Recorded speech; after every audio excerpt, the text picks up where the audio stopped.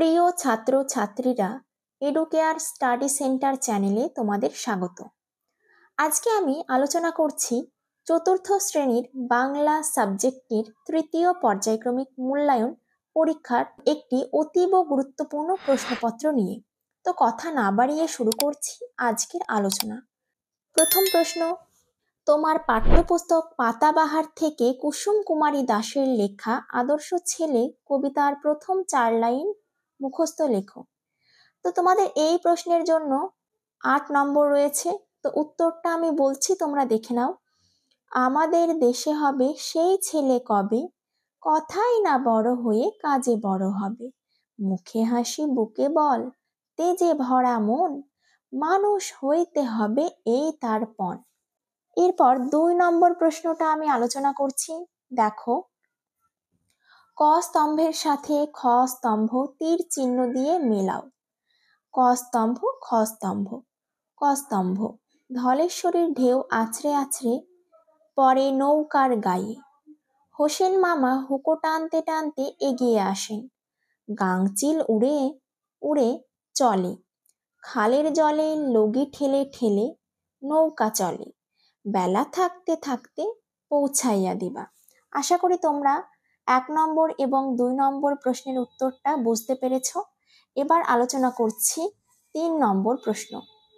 দেখে নাও 3 নম্বর প্রশ্নটা, নিচের প্রশ্নগুলির এক কথায় উত্তর দাও।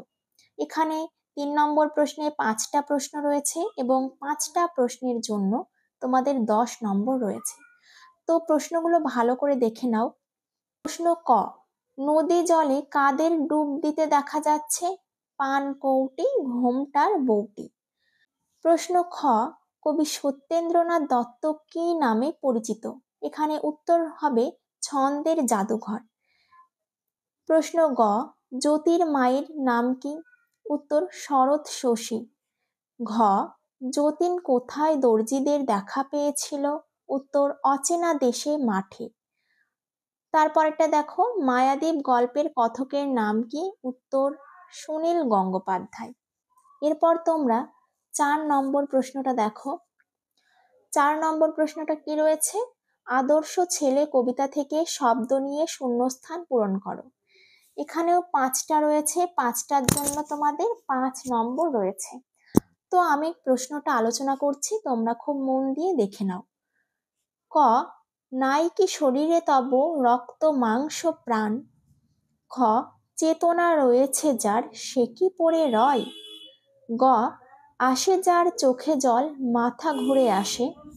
ঘ, কৃষকের শিশু কিংবা রাজার কুমার। ঙ, মুখে হাসি বুকে বল তেজে ভরা মন। এরপর তোমরা 5 নম্বর প্রশ্নটা দেখে নাও।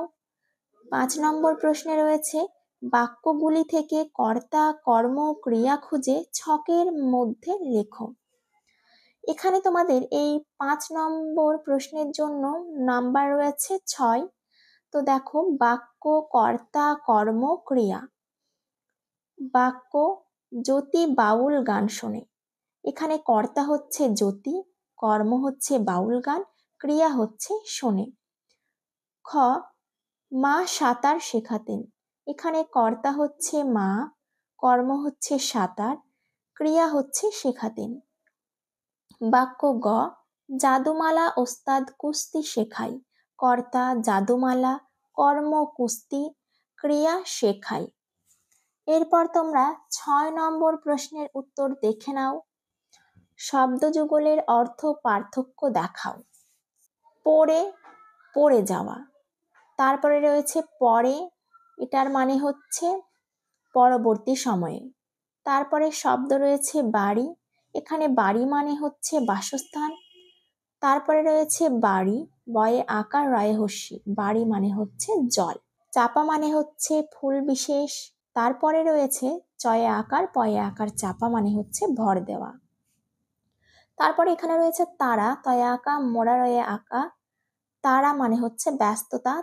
তারপরে রয়েছে তারা, তারা মানে হচ্ছে নক্ষত্র বিশেষ।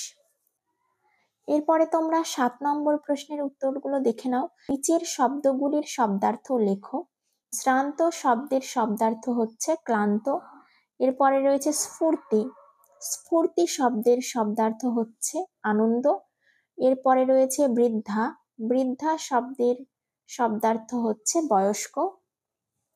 তারপরে হয়েছে ভোগানী, কষ্ট পাওয়া, ছোট বোন, কনিষ্ঠা, চাচি, কাকিমা, উৎপাত, উপদ্রব, বান্ধবী, সহচরী।